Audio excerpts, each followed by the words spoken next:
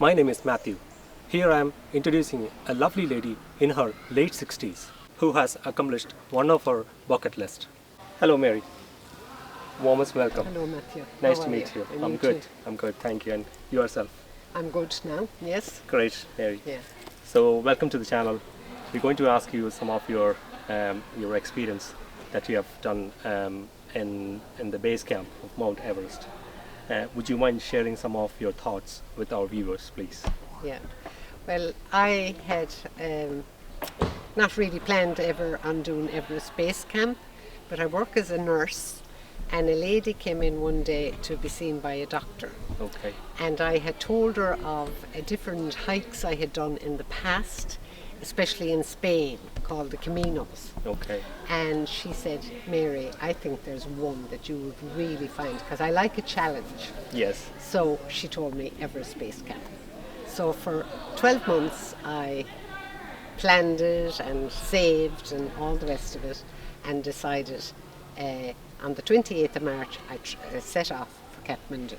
Would be like, how do you plan your solo trip when you have a family here? Well, I have a very, very good husband who... I know Eamon. yeah, you know Eamon. And he wouldn't be into walking like I am, or trekking or things like that. Yes. So he doesn't mind. And I worked all my life on night duty, when the children were young and going to college and all that. And I didn't really have the chance or the time to do it. So when I did get time, he had no problem with me going, and he'd be there for them and all that. However, I didn't think long and hard enough about them, because going to Kathmandu was a long way from home. It is, yeah. The thing of climbing to Everest Base Camp was dangerous. Yes. And I'm afraid I was a bit remiss that I didn't realise how much they worried while I was gone. Okay. Yeah, yeah. Okay, Mary. What were the challenges you have faced in the base camp? Well, before I ever took off, I joined this club called Go Explore. It was a small company, and I had been in contact with them. So they told me of all the different challenges I would be meeting. One of them was acclimatation to the altitude. Yeah. This can be a huge problem. Some people just have to stop and come back down, because you can die actually very quickly from altitude sickness.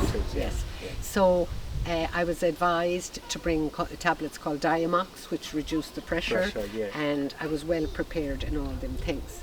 However, Kathmandu is a really, really poverty-stricken area where we arrived, and the journey from there to Lukla Airport. Lukla Airport is called one of the most dangerous airports in the world. It has such a short runway. Yeah.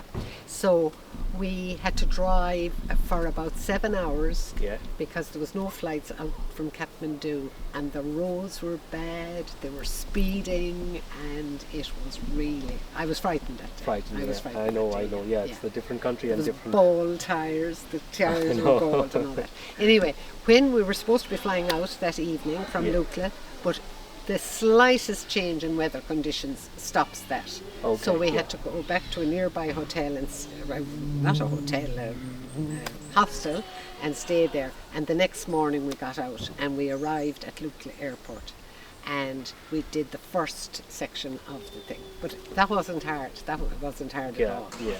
The second day, as it was getting higher, it's really tough. And tough in the sense, is it about the altitude that you get the sickness? But it's also, normally when you would be walking on a hike, you would be going up an incline shortly, but a lot of these were steps. So the pressure was here and there. Yeah. But the higher you were going, you could feel, a bit headachy and all that. Yes. But only for my guide, Ram was his name, a Sherpa. I wouldn't have succeeded. He really knew his job, Good. There was 6 other, and they all happened to be men. Okay. And they were all the ages of my son.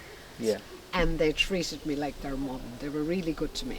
Yeah, And this is the one reason behind this interview. I just wanted to introduce Mary because I know Mary from work. We work together, and she's very healthy.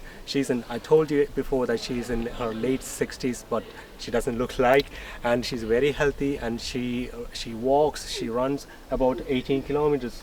no, I don't Like, run now. You don't No, run. no, I Sorry, run, yeah. you walk like 18 Yeah, kilometers. So she's fit and healthy. That's the one reason behind this video. Yeah. So. Yeah. So, but he helped me, and on my third day, there would be an acclimatation. You'd stay 2 days at that altitude, and he advised me to start the Diamox, and I had to continue taking them every day. There's just a half a tablet in the morning and the evening, every day until I came back down to that altitude. The weather, the nights were really, really cold in the hostels.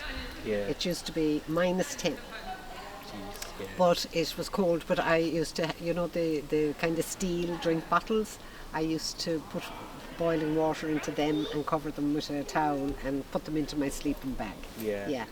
The showering thing wasn't great, so we just washed that thing. And also the toilets, there was a lot of them, Good, But yeah.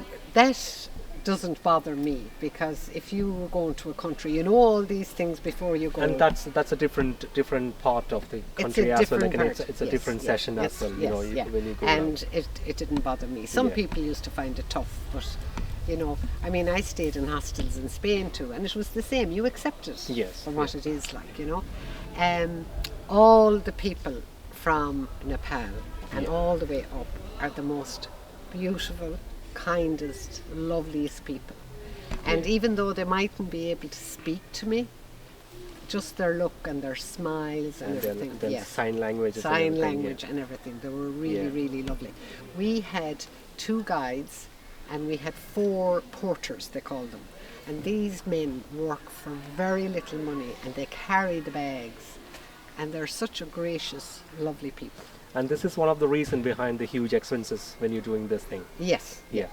Yeah. Now, there are some companies, you see, things are going bad up there Yeah. because it's the big companies charge big money and they're able to have all the, the oxygen and all the rest of it for going. But Yes. they go as far as base camp and then they set off, for doing, we only went to base camp. But there's a lot of rubbish now around. Yeah. People don't pick up their bottles and there's lots of things. And it's all So they were- because there are other companies coming in that aren't charging as much and they're not as careful about doing Yeah. things. Yeah. So in a way, they are ruining the part. They're ruining it. And it's hurting the people of Nepal because the Everest mountain is a goddess Yeah. to them, Okay. Yeah. But I think that happens everything. The Camino that I did in Spain, I did it first in 2012. Very sparse, you could walk and decide I'll stay here tonight. Then it got very popular and you'd have to book in advance to get sleeping. So nothing was, Yeah. free. Yeah.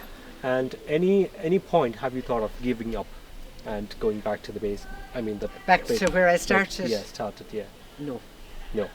Yeah. You wanted to do it. I was, You I have used travelled. to feel tired and I used to feel, oh my God, will I ever get up to that point? Yeah. But I would just say one step at a time. It's good. Yeah, Good to hear that. because, Mary. Yeah.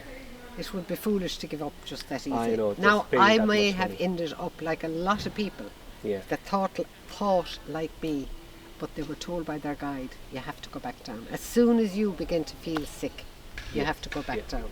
Yeah. Great. Yeah. Good to know that, Mary. Yeah. We had to walk for 4 hours. We left all our luggage and everything in a hostel about 4 hours away from here. Right? Yeah. And when you get to this point, you're hardly able to breathe. Breathe. The air is so thin and all the rest of it. Yeah.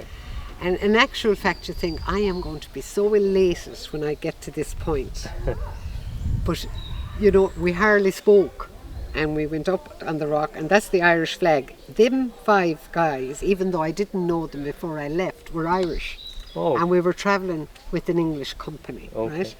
And Did you travel in the same flight, or was it a different no, flight? 2 of them came from England Okay. over, and one fellow came they from all Irish? Sligo with me, but they were Irish. There was 2 English fellas. Okay. There was 2 fellas from Ireland travelled from England, but there was 2 English fellas there English as well. fellas. Yeah, yeah. Thank you so much, Mary. Okay. Thank you so much for Not at all. Not at all. giving all this information Thank and you. your lovely trip and lovely experience. Yeah. It was a pleasure. Thank you very much. Thank you so much. Thank you. Thanks.